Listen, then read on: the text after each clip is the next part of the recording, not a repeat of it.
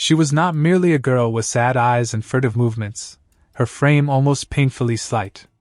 She carried a weight greater than her frail body could possibly bear, a silent, unseen shadow, a burden of vengeance with death itself nestled in her hands, aimed with cold precision at the leader many called the last hope for a turbulent, bleeding country, Captain IBRAHIM TRAORÉ. But why did this seemingly harmless young woman, barely out of her teens, plan such a desperate, heinous act? What twisted path had led her to this brink? And what did Traoré, the man in the crosshairs of her silent fury, know about her, or do, that ended up saving her from herself, and perhaps even from a fate worse than death? The answer lay hidden in layers of manipulation, deep personal tragedy, and a surprising, almost unbelievable act of compassion from the man she was tasked to destroy. Aisha moved like a phantom through the austere, echoing corridors of the government complex, a sprawling concrete edifice that hummed with the muted anxieties of power.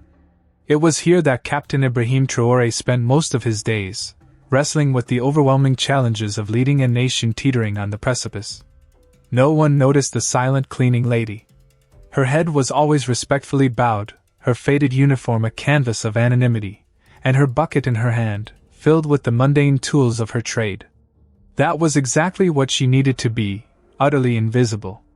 The weight she carried was not in the bucket full of soapy water and worn rags, but in her very soul, a raw, festering wound torn by an old, unspeakable pain and consumed by a dreadful promise made in the deepest, most shadowed corners of her short, tormented life. Her motive was not greed, not political ambition, and certainly not any personal vendetta against Traoré himself. It was something far more personal, far more primal, and therefore, infinitely darker. She had watched her village burn to the ground years ago, a horrific inferno that consumed homes and lives in a single, terrifying night. She was barely a frightened child then, no more than 7 or 8, hiding amidst the smoldering ruins of what was once her home. Her memories of that night were fragmented, splintered shards of a nightmare she could never fully reconstruct. There were vivid flashes, images of smoke, thick and black, billowing against a sky gone crimson with fire, the piercing, guttural screams of people she loved, echoing endlessly in the night, and the sickening, metallic smell of destruction, of burning flesh and the acrid tang of despair. Her family, her kind mother, her strong father, her mischievous younger brother whose laughter used to fill their small mud-brick home, they had simply vanished in the chaos, swallowed by the flames and the terror, leaving not a trace. Only she was left, a trembling, starving orphan, eventually found and saved by figures who emerged from the lingering darkness of the aftermath, cloaked in the shadows that always seemed to follow such widespread devastation. They were men with hardened faces, their eyes holding the cold, unyielding fire of conviction, their voices low, urgent, and filled with a chilling authority. They spoke in hushed, conspiratorial tones of justice, of inevitable vengeance, and of a broken country that needed to be violently remade. They had taken her, a traumatized, malleable orphan, from the rubble not out of charity, but with a hidden, calculated purpose, a long-term investment in her grief, to weaponize her. They meticulously groomed her, not with kindness, but with a relentless barrage of carefully chosen information. They told her, again and again, that those truly responsible for her people's suffering, for the loss of her innocence and her entire family, were somehow connected to the new power that was rising, the very same power Traoré now represented. They whispered about old scores that needed to be settled, about deep-seated conspiracies that spanned generations, about a continuous, unbroken chain of oppression that simply changed faces, but never its core. They fabricated a narrative in which Traoré, despite his popular image, was merely a false promise, a puppet of the old order, a disguised continuation of the very tyranny that had destroyed everything she loved. They showed her manipulated documents, twisted testimonies, carefully edited images, all painting Traoré as a ruthless opportunist, a wolf in sheep's clothing, no different from the corrupt oppressors of the past. They planted the insidious seed of hatred in the fertile soil of her grief and confusion, watering it daily with insidious lies and cruel distortions of the truth, until it blossomed into a dark, consuming obsession. They molded her into believing that eliminating Traoré was the only true way to honor the memory of those she had lost and to bring genuine, lasting justice to her ravaged country. The promise they etched into her very being was chillingly clear: get close, execute the plan, and then, finally, her soul would find the elusive rest she craved, and her family would be avenged. It was a burden too heavy for any young woman to bear, yet she carried it with a cold, unwavering determination, for in the sterile, manipulated world her handlers had built around her, she knew no other way. This path was her destiny, her sole, terrible purpose. For weeks, Aisha meticulously studied Traoré's routine, her observations sharpened by the relentless pressure of her mission. She watched his movements from afar, a silent, almost spectral observer charting the precise habits of her prey. She noted the exact times of his meetings, the duration of his rare breaks, the specific room he used for coffee or to read sensitive documents, a small, unassuming private study adjacent to the main conference hall. Her task, conveyed to her by her handlers with chilling clarity and no room for dissent, was simple in theory, yet utterly horrific in practice: to poison his drink or food at just the right moment, a fleeting window of solitude and vulnerability. They gave her the substance, a small, unlabeled glass vial containing a colorless, nearly odorless liquid. They assured her it was potent enough to be undetectable until it was far too late, designed to mimic a natural, swift illness, leaving no trace of foul play. She kept the small vial hidden deep under the loose floorboards of her sparsely furnished, impersonal rented room, feeling the icy chill of death on her fingertips every time she touched it, a constant, morbid reminder of her grim, impending mission. Each day was a silent, agonizing torture, a relentless internal war tearing at her very core. She was torn between the profound revulsion at what she planned to do, the sheer wickedness of the act, and the unshakable conviction, hammered into her mind by years of meticulous indoctrination, that it was absolutely necessary, her sacred duty. The spectral faces of her lost family haunted her dreams, their silent, sorrowful accusations driving her forward into the darkness. The day arrived with the slow, inexorable crawl of the sun. It was a hot and muggy day, like so many others in the bustling capital, the air thick with oppressive humidity and the distant, muffled murmur of the city's endless life. Traoré had a long, arduous meeting scheduled for the entire morning, and as was his routine, he would inevitably take a short coffee break in the private room afterward, a moment of respite he rarely skipped. Aisha knew this would be her only clear and controlled chance, the perfect confluence of opportunity and isolation. Her superiors had stressed, with chilling veiled threats that implied unspeakable consequences, the critical importance of not failing. They had insinuated that the very safety of other people important to her, people she barely knew, distant relatives they claimed to protect, or perhaps other manipulated individuals like herself, pawns in their vast game, depended entirely on her success. Fear and obligation were invisible, unbreakable chains that bound her to this terrible, predetermined path. Her heart pounded in her chest like a frantic, panicked tribal drum, a thunderous rhythm that echoed maddeningly in her ears, making her lightheaded. Aisha made the coffee, her hands shaking almost imperceptibly as she fought to maintain a semblance of normalcy, her face a carefully constructed mask of blank indifference. She glanced around, her movements swift and practiced, making absolutely sure no one was watching her, no stray gaze lingered. The moment was now. With a quick, practiced motion born of weeks of cold rehearsal, she took the vial hidden deep in the pocket of her faded uniform and uncapped it.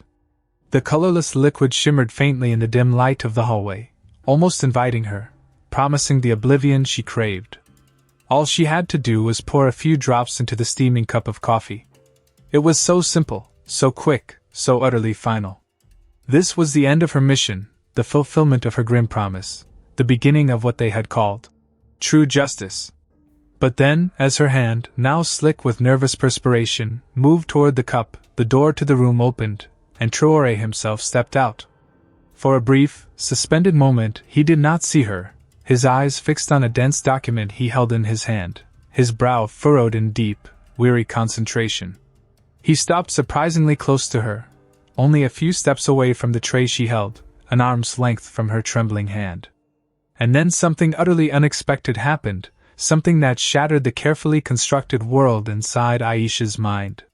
He did not look like the ruthless monster, the heartless tyrant his handlers had so meticulously described him as.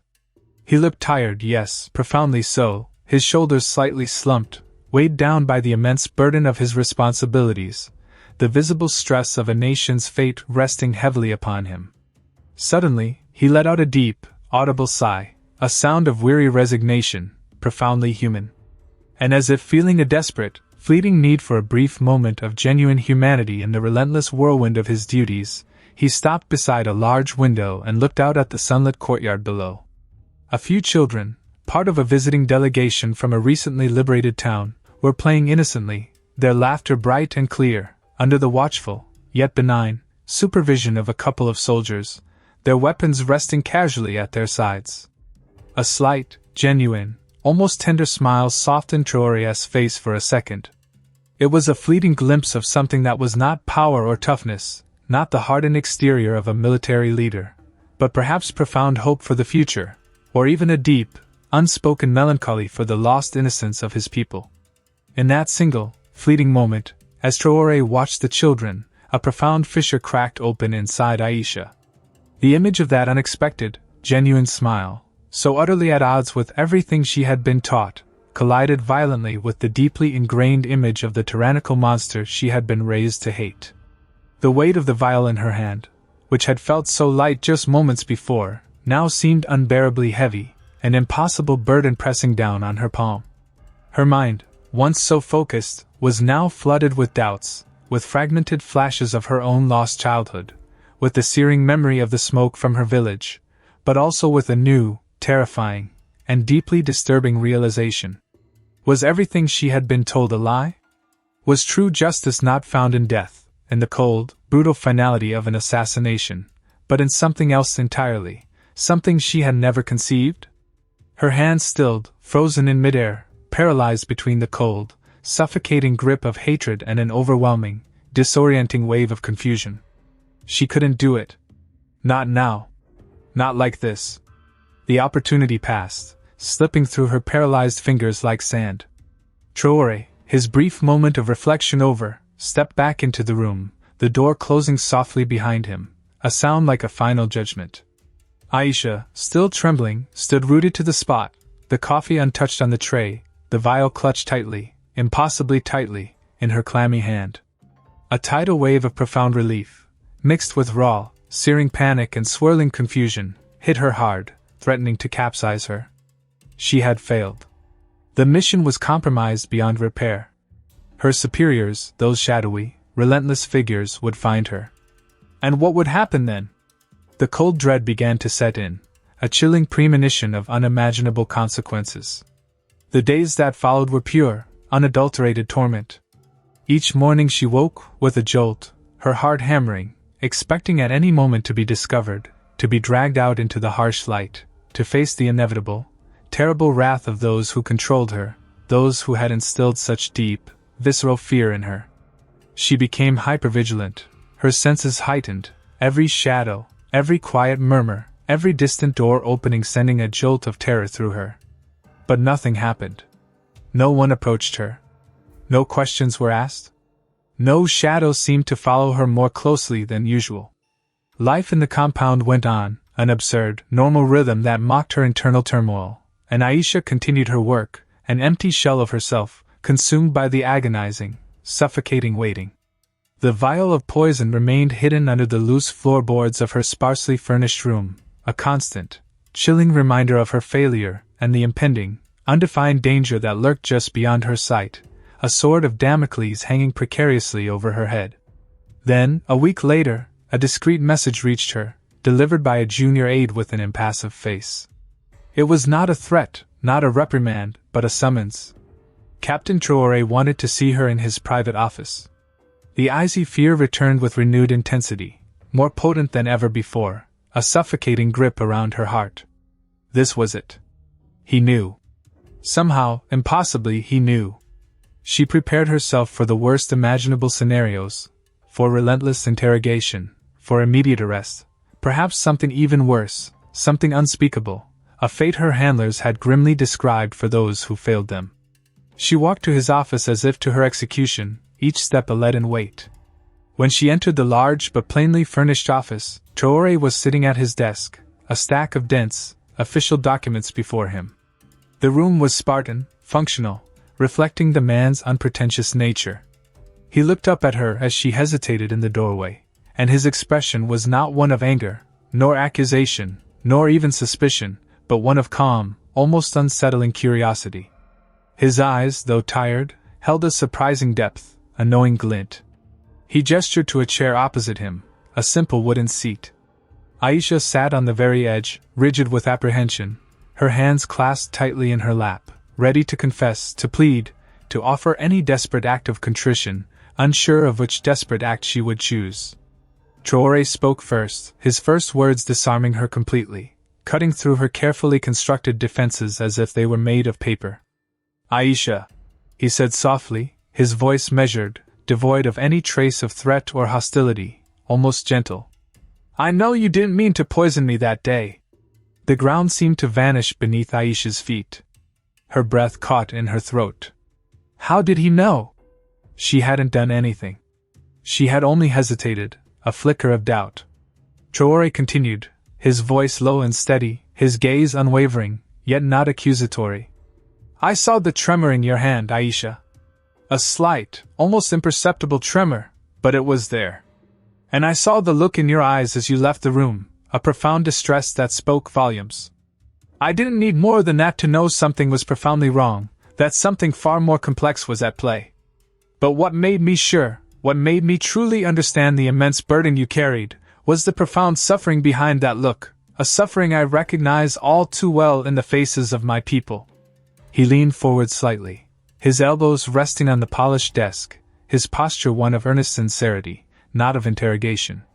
What he said next revealed the true secret of TRAORÉ, the profound truth that ultimately saved her.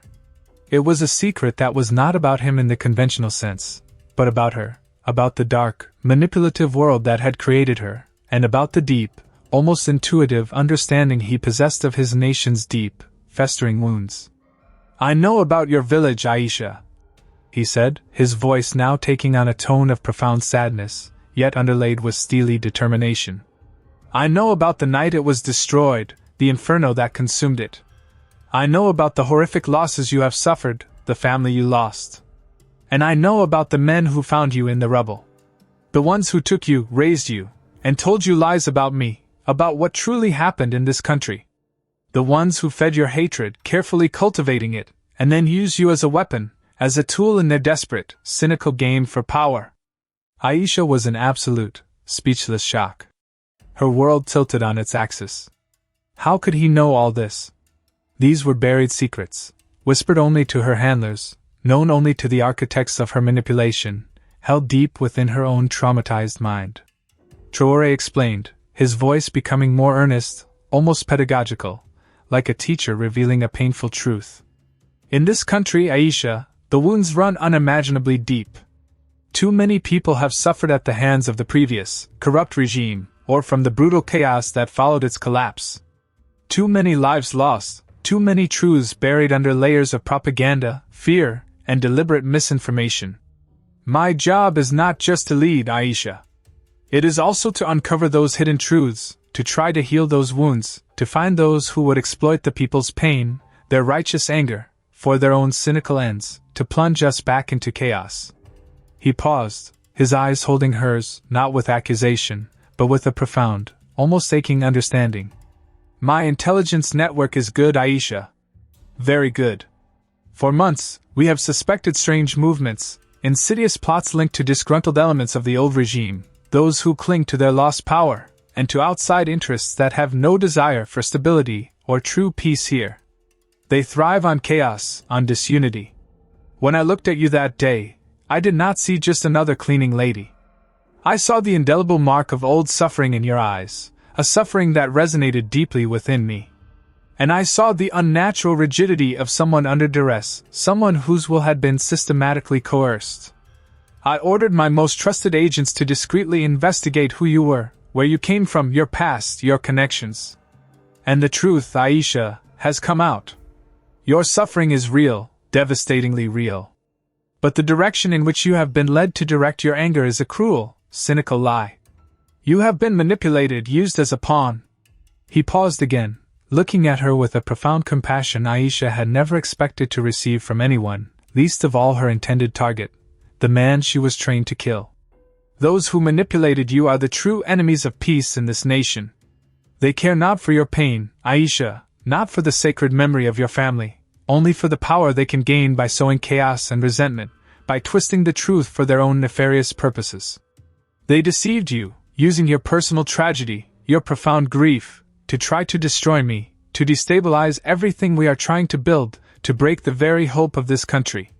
Traoré's secret was not a master plan, nor a violent countermeasure executed from the shadows.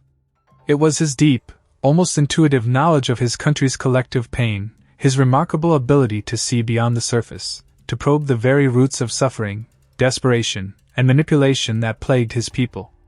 And it was his courageous choice to use that understanding not to punish, not to exact revenge, but to confront the truth, to offer a way out of the darkness for those ensnared within it. He saved her not only from committing a terrible, irrevocable act, but he saved her from herself, from the insidious manipulation and the vicious cycle of hatred that had imprisoned her soul for so long, offering her a glimpse of true freedom. You have a choice now, Aisha, Traoré said, his voice gentle but firm, carrying the immense weight of his convictions, the weight of his office. You can remain trapped in the lies you've been told, in the hatred they've planted so deeply within you, or you can face the truth, accept that you were used, a tragic instrument, and find a different path to truly honor your family's memory. A path that builds rather than tears down. A path of healing, of reconciliation, not of destruction and endless violence. The tears finally came then, hot and uncontrollable, a torrential downpour washing away years of pent-up grief, of suffocating anger, and crippling confusion. Aisha wept not only for the overwhelming losses of her past, for the childhood stolen and the family ripped away, but for the devastating, liberating revelation that the justice she sought had been a cruel, elaborate sham, a monstrous deception. Traoré offered her not a position of power, not a literal role by his side, but something infinitely more valuable, the opportunity for profound healing, for self-discovery, and the chance to understand the true, multifaceted complexity of the struggle for justice in a nation scarred by decades of conflict. He provided unwavering support, not as if she were a prisoner or a mere subject, but as someone who desperately needed to find her feet after years of unspeakable trauma and systematic manipulation. He connected her with people working on reconciliation, with organizations dedicated to supporting victims of past conflicts, allowing her to find her own path to processing her pain and understanding the multifaceted truth of her country's turbulent history. He ensured she received psychological counseling, educational opportunities, and a safe space to rebuild her life, piece by agonizing piece. Aisha never became Traoré's bodyguard or his literal right-hand woman, as so often happens in simplistic fictional narratives. The reality of her redemption in the intricate plot of this story was quieter, more personal, yet profoundly impactful. She dedicated herself to working with communities affected by violence, particularly with young people and women, using her own tragic experience and the painful understanding she gained to help others avoid falling into the same traps of hatred and manipulation. She became a tireless advocate for peace and truth, a living testament to the possibility of transformation. She found her own unique way to fight for a better future, not with a poisoned weapon, but with the potent power of truth, empathy, and forgiveness, a living embodiment of Traoré's belief in rehabilitation over retribution. Traoré's secret that saved her was not brute strength or some mystical, all-seeing power. It was his insightful humanity, his deep knowledge of his nation's suffering, and his courageous willingness to see the person, the victim, behind the would-be killer. It was his profound understanding of the dark forces that shaped her, and his choice to offer not punishment and continued despair, but a clear, compassionate path toward the light, toward a future defined by hope, not hatred. The girl who planned to assassinate Ibrahim Traoré, driven by a dark and manipulative motive, was saved by the unexpected complexity of the truth and the surprising, transformative compassion of the very man who was her target. Her story, once a whisper of vengeance, became a quiet, powerful reminder in the corridors of power that the most important battles are not always fought with weapons, but in the hearts and minds of people, through understanding, empathy, and the unwavering pursuit of a deeper, more profound justice.